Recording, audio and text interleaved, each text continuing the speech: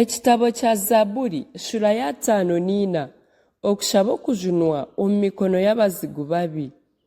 Mukuru w'abeshongoza bateera enanga. Zabbuli ya Dawudi. Obu abaziifu bagambira Sawulo ku Dawudi ayisherekire owaabo.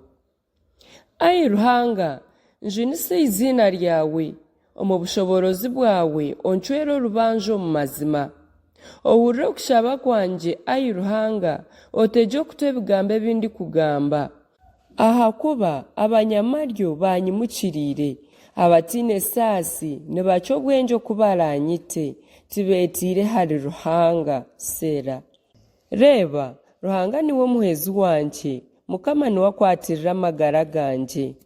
Haryahora abazigu banje aha bwobi bwabo, obamareho nk'obwesigwa bwawe okuburi.